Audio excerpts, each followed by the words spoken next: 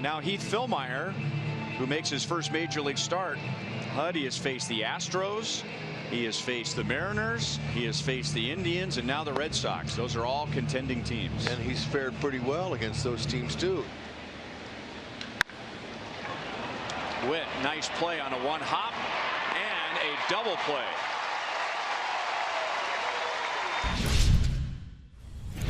Rick Porcello with 10 wins. He also likes to pitch inside. He's hit 10 batters this year. And that's effective. Opens up the outside part of the plate. Center field, Jackie Bradley Jr. is there for out number 1. And now fires back to first. And Witt is back in time. The Red Sox want to take another look. That was college teammate trying to throw out college teammate. Whitley got out there and said, oh man, I better get back. Unless his foot was off the base. He looked out to me. Red Sox will challenge, so they do not believe that Moreland's foot was off the base. And Jackie Bradley Jr., he came up throwing like he knew something. Safe.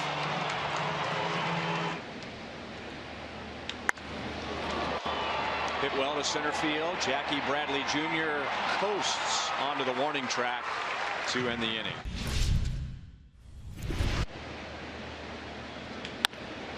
Double play ground ball again.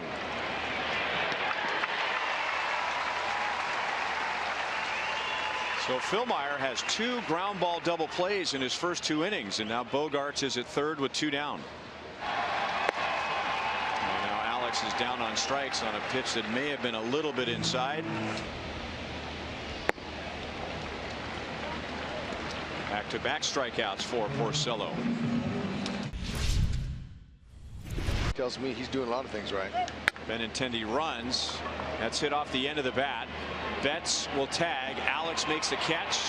Here's the throw, and it's a little bit off the line. So Betts scores on the Pierce sacrifice fly, and Boston leads 1-0. Watkins up scoring. Wasn't quite shallow enough for Alex Gordon. Sometimes a young player as fast as Mondesi that he doesn't have to make a perfect bunt. Good changeup.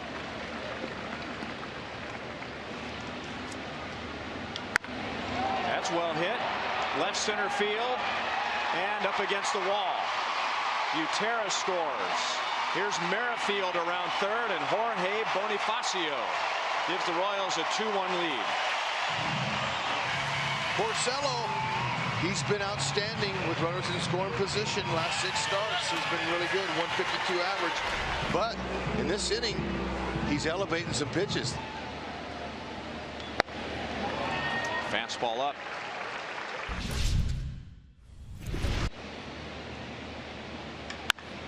And he shoots it to right field.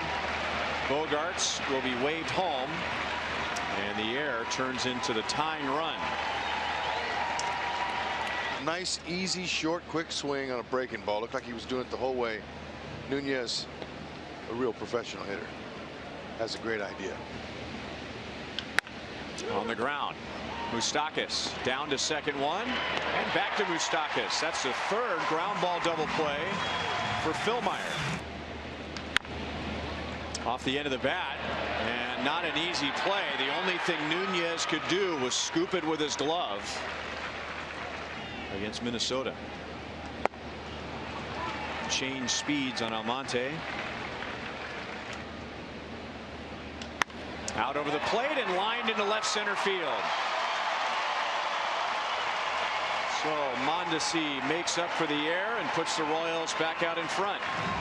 Staying inside the ball. Check it out. All these pitches, a plethora of pitches. And that one, that was the best one. Right down the middle at 90. Benintendi loops it to shallow left, and it drops in front of Alex Gordon, who tried to deke Betts into believing that Alex was going to make the catch. And Benintendi is 3 for 3. Betts, Benintendi, and Pierce all singled to left field. And now a bases loaded walk, and we're tied again. Betts comes down, and an RBI for Moreland. And here comes Ned Yost. Ned mentioned about 75 pitches for Philmeyer, and see where they are at that point. And Ned says it's the end of the line. Glenn Sparkman, Royals debut. He was a Rule 5 with Toronto last year, so he debuted there, but back with the Royals now. Bogaerts hits it to center field. That'll be deep enough to get Benintendi home. And it's also deep enough to get Pierce to third. So Boston has 2 in the 5th inning, and they lead 4-3. Slider stayed up right in the middle. Didn't spin a lot away from the barrel. Those guys are huge. Look at how big this team is. Why would you come here to school like this? It's a gap. Back come the Royals after the Red Sox take the lead. Runner at second, nobody out. Whit Merrifield's 3 for 3. He's not satisfied with 2-hit Whit. He wants 3-hit Whit. Strike 3 called. So Porcello navigates around the leadoff double.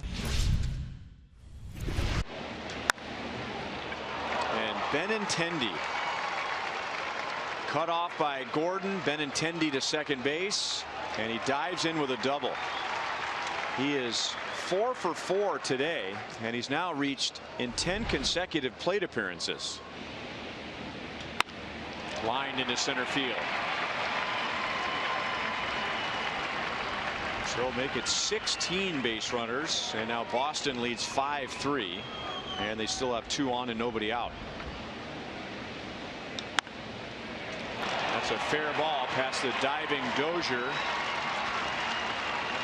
Pierce scores. Moreland goes to third, and another extra base hit for Xander Bogaerts. And now it's 6-3 Boston with runners at second and third and nobody out. They can just flat out hit.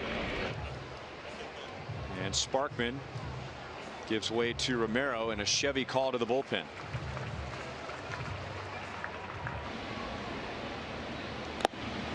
And Romero comes in and gets a strikeout on a foul tip. Base hit left field. So he got the ground ball, and it wasn't even a hard hit ground ball with the infield in, but placed well in between Dozier and Mondesi. And Nunez drives in his second of the day. And there's the 4th hit of the game for Whit Merrifield. And the Royals have runners at second and third with nobody out. That's Whit's second double to go with a pair of singles. Fastball struck him out. And Bonifacio is furious with himself. And that was way upstairs. So Porcello is tied his season high with 9 strikeouts.